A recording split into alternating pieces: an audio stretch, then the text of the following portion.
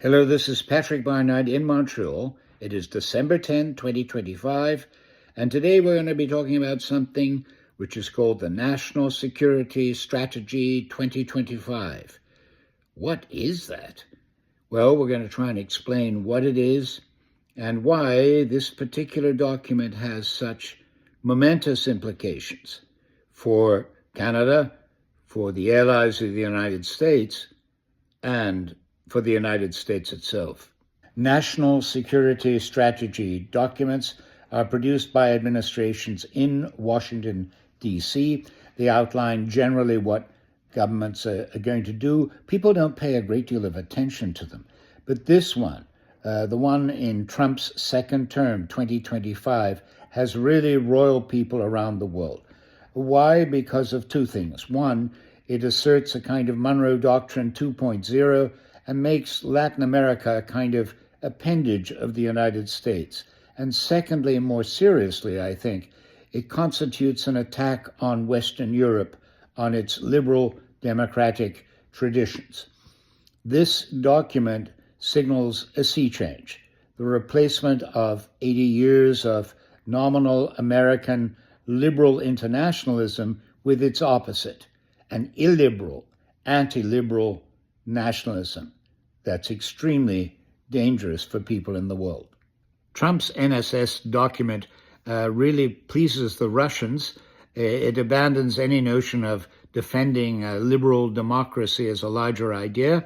And you can get a sense of how royal people are by listening to this short interchange between the well-known commentator Christiane Amanpour and her ex-husband James Rubin. They have a little podcast, and they put this exchange up on social media. I think is the weirdest national security strategy document that I've ever seen come out of any administration since I've been covering, foreign affairs.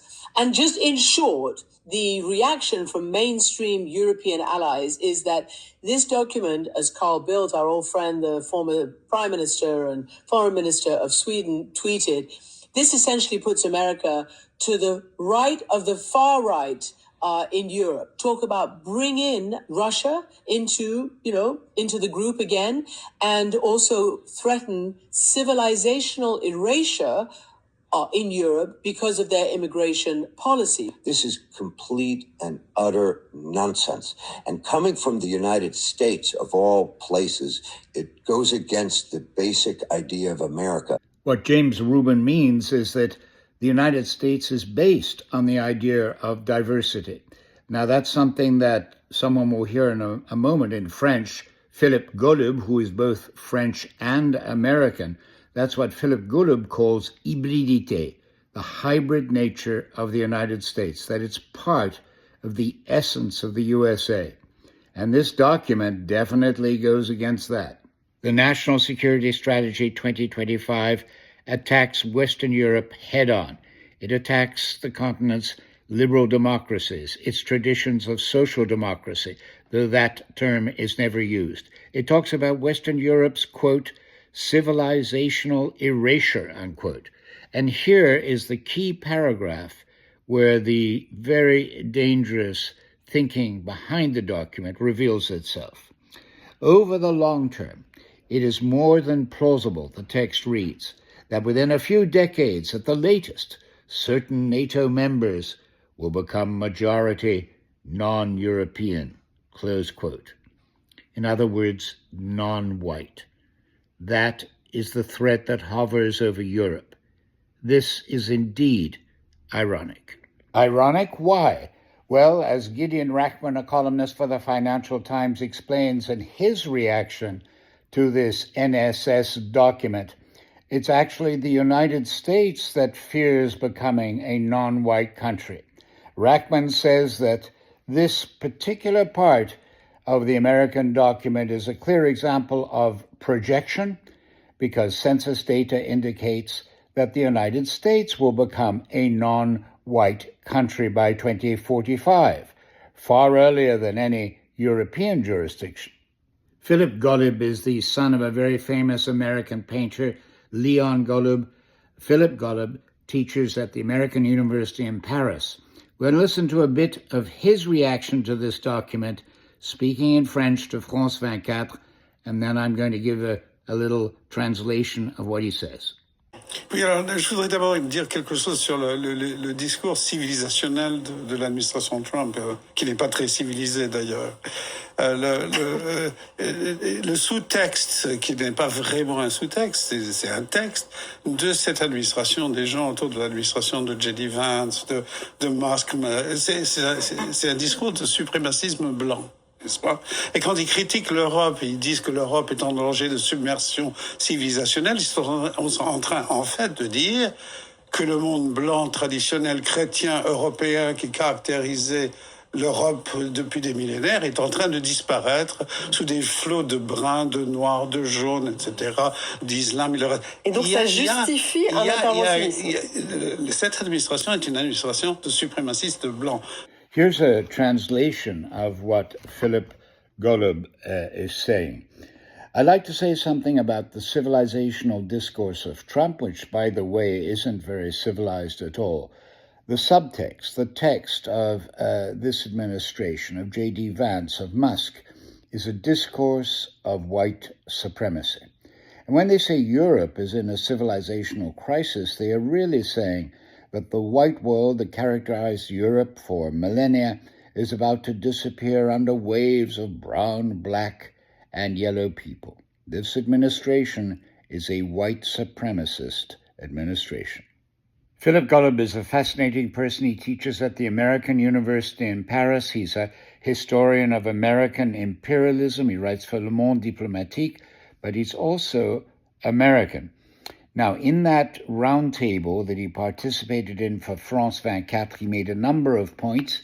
He said he thought that Trumpism and politics of the Trump administration were part of the relative decline of the United States, the way in which Trumpers see the world as a set of competing power blocks with a great emphasis on the Western Hemisphere and perhaps eventually the Pacific. But he sees all of this as a sign of the relative decline of the United States. Now, he also believes that illiberalism has been on the rise for about 5 years in Europe. Here's some remarks that he made at the University of Belgrade 5 years ago, and you can hear his accent. Today, my talk this morning is indeed going to be centered on the sources and implications of what I consider to be a global retreat of liberalism, both economic liberalism and political liberalism. And I think it's important for us to actually distinguish those two because they're not synonymous and they should not be made synonymous. But we're seeing a retreat of both economic liberalism and political liberalism worldwide. Philip Golub has been warning for a very long time about the failures of liberalism in Europe and the United States. But then Golub was raised in a very unusual household where everybody was thinking, if I may put it that way, critically. The painting you saw earlier, this is it, by Leon Golub, White Squad 5, has that amazing sensitivity to oppression and violence in our world. And it was this sensibility, this awareness that Philip Golub grew up with. The document you see on your screen now comes from the Brookings Institute. They've done a very valuable kind of round table summary of NSS 2025. This contribution you see here is from Mara Karlin. She wrote or helped write such a document under the Biden administration, and she says that this document, the National Security Strategy 2025 under Trump, is a complete repudiation of 80 years of United States foreign policy. Paul Krugman is a very prominent American liberal. He won the Nobel Prize for Economics. He was a long-time columnist for the New York Times. Now he's on social media, and he has a Substack that's very widely read.